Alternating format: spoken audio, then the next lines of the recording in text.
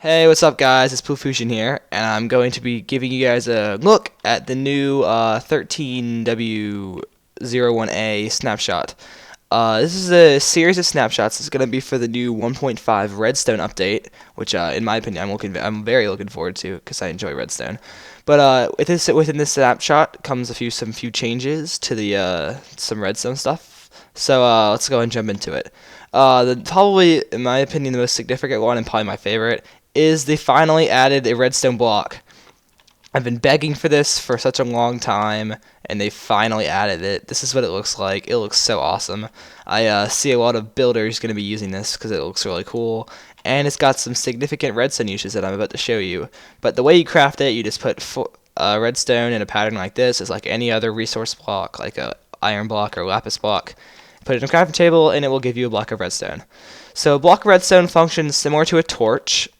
It's for example, I have a little setup here to explain what it uses.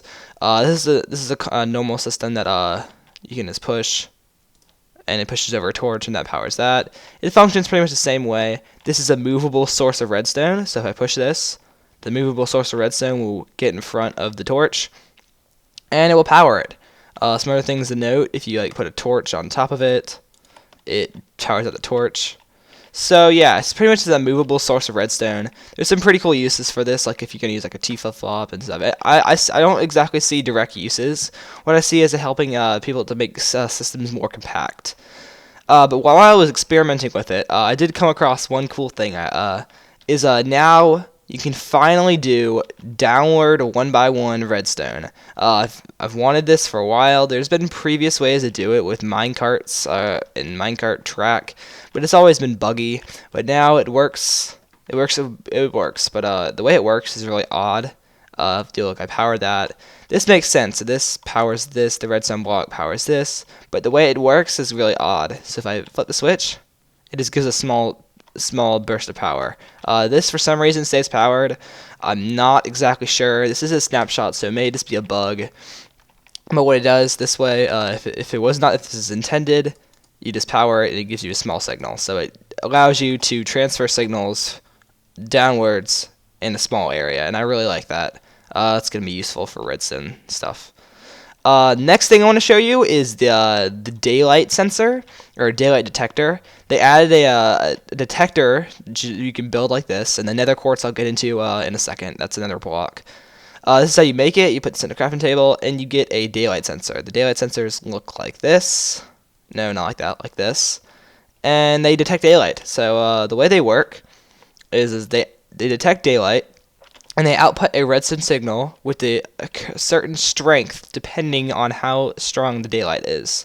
So as you can see, if I change the time to day, that is like over there, it is fully powered. It fully powers it all the way up to this block. If you notice in this update, the strength of signals is actually quite important. I'll get into some other uses of the strength of signals, but so yeah. Next one, I'll change it to almost night, so you can kind of see the power changing. So right now, there's 1, 2, 3, 4, 5, 6. There's 5 powered, and you can see, or 6 powered. And eventually, this one will power down, as you just saw, and this one will power down, depending on the time of day. And so you can see now it's down to 4, or now it's down to 5, and eventually that one will cut off, and it'll get going down. I see uses for that. Those are some really good uses. I can see for that. And then finally, if you turn it on at nighttime, then there is no output at all. So that's pretty much how the daylight sensor works. Let's see what else we got. Next up, we got the Redstone Comparator. If you went to Minecon and you watched Minecon, they talked about for some reason it's not down there. They talked about a redstone. What is it?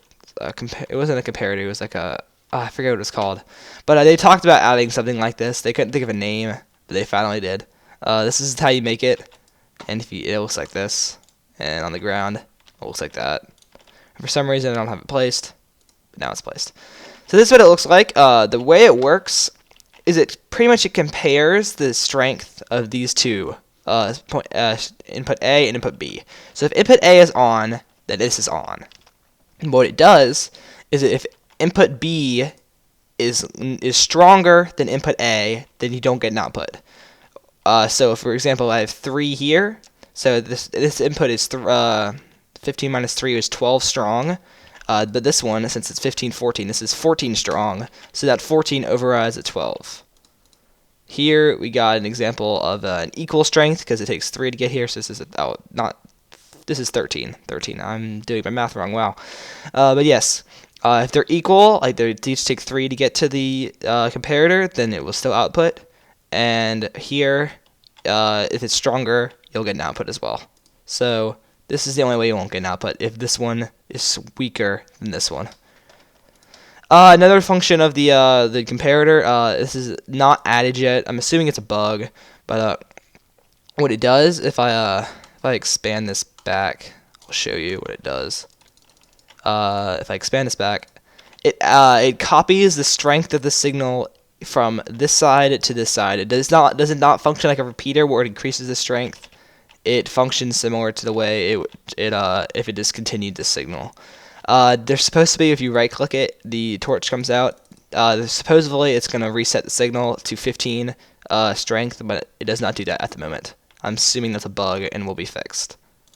But yeah, so that's how the comparator works. Let's go on to the next thing. Next we have hoppers. This was something included in a mod pack, Feed the Beast, I'm pretty sure. And I'm pretty sure they kind of copied it from there. But it's cool. I like it. It's very useful. You build it like this with stone and the chest in the middle, and you supposedly get a hopper, but I don't have one in there for some reason. It says work in progress or WIP on the item, but they still work the way they do. So basically how a hopper functions is it's hooked up to a chest, and you can drop items into the hopper, and it will add them to the chest. So for example, if I dump a bunch of items onto the hopper, I can right click and you can see them going out. They don't go out infinitely, or they don't go out at infinite speed, but they eventually make their way to the chest. I can see uses for this in like automatic farms, like have an automatic farm tunnel stuff to your chest automatically. Yeah. But you can also attach it to the side of chests. I can dump items into here, and it still works. At least it should work. Yeah, it works. Yeah, I'm just doing them in wrong, and they also work on this side as well. And you can see. And I have a little test thing to show you. If you like dispense it into that, it should work. Does it not work? That's weird. I guess it's just hitting up against the edge. But you get the basic function. They transfer items into chests. Next on the list, we have over here the Redstone Quartz. I probably should mention this to begin with. It's a new ore in the Nether, so it looks like this, and this will be scattered around the Nether. You should be able to find it, and when you break it, you get this Nether Quartz.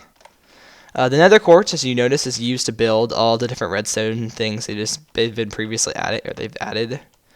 So yeah, that's how you build the Nether. That's how you build all the resources. You get the Nether Quartz from the Nether, and it kind of gives you an incentive to go to the Nether because previously in the Nether is really all you go do is get glowstone and stuff, and maybe some Nether wart. Now it kind of gives you a reason to go there. I just broke that, but now it gives you a reason to go there. But another thing which was added during the snapshot is trap chests. Basically, how trap chests function is you right click it, and when you open the chest, you'll see right over here the redstone signal outputs and activates the lamps. So pretty much when you open the chest, it outputs the redstone signal. The only way to really tell the difference between this is if you see there's a little red outline around the center. That's really the only way to determine them, and they're pretty useful for like SMP, where if you want to trap something and you don't want anyone to get to it, you can have it hooked up to TNT, which is exactly what I did over here. So if I open this chest, you'll see I'm getting my chest, I'm getting stuff, yeah, and boom, explosions. And basically that's how this functions. Dang it, what'd I break? I broke something. I don't know. I broke a piston. Sticky piston. 1 second. I need to rebuild this. This pretty much goes right on the back. So the way it works is this powers the redstone block, which powers which powers the TNT. So if I open it, you'll see it activates the TNT, and blows up everything. And I'm getting a Skype call. 1 second. Okay, well, after I was so rudely interrupted by that Skype call, I'm just kidding. But so on to the next thing. Another thing they added are weighted pressure plates. Weighted pressure plates, they take into account the amount of weight or amount of items on the pressure plate, and you can make them an iron type and a gold type, and they're crafted just like that. And they form the weighted pressure plate light and the weighted pressure plate heavy. And I'm going to show you what they're doing. So the way they function is, as I said, they take into account the weight of the item on the thing. So, for example, 1 will power just once, will output a single strength of 1. But if I toss more on there, that doesn't do anything until I get to a certain amount, which powers the second one. I think it's about 5. And if I span it, it'll slowly power up to the final section, like that. That is the light one. And basically the heavy one functions the exact same way, except you have to have a lot more items in order to trigger it. So, for example, I have these 4 stacks of cobblestone, and if I dump them on the thing, you can see I'm spamming the click, and it takes a good amount of resource, a good amount of I think it's about a half a stack, or a bit more than half a stack, and you can see if I start throwing stacks on there. You can see, oh wow, didn't even power out a stack. Yeah, you'll see it's starting to expand. So yeah, you just have the whole lot more items for the heavy one. So yeah, so the last thing added, or well, actually there's 2 more things. There's now Nether Brick. You can craft Nether Brick. Where is it? If you take Netherrack and you put it in a furnace, you can now see it's cooking up. And once this is finished cooking, you'll get a Nether Brick. Now you don't get this kind of Nether Brick, you get this Nether Brick. It's a new type of Nether Brick. And if you take 4 of those, like this, you can make Nether Brick. And their names are the exact same.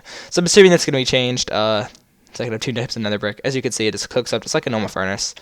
And yeah, so the last thing they added were some internal changes to Redstone. They supposedly made pistons in Redstone more reliable, more predictable, and they added inventory management setup. So some cool things for if you're a OCD kind of person that likes to manage their inventory, you can enjoy this. If I pick up a set of items, and I hold left click and drag, you'll see it organizes the items in stacks that are even with each other.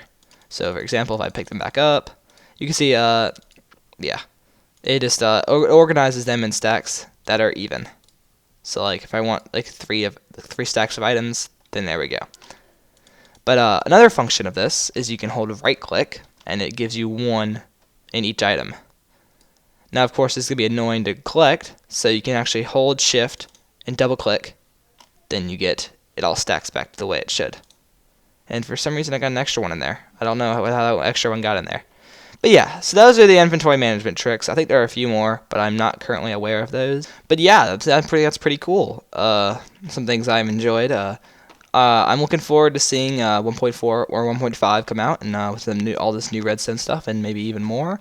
I'm planning on doing these snapshot videos a bit more often. I did one back in 1.3 when the 1.3 snapshots were coming out, but I just never got on a schedule to doing them. So I hope to be doing them more, and I hope to be seeing what Mojang has got for Minecraft, because they got some cool stuff here. So if you enjoyed this video, feel free to leave a like, show your support, and subscribe for more Minecraft videos. This is Blue Fusion, and I'll see you guys later.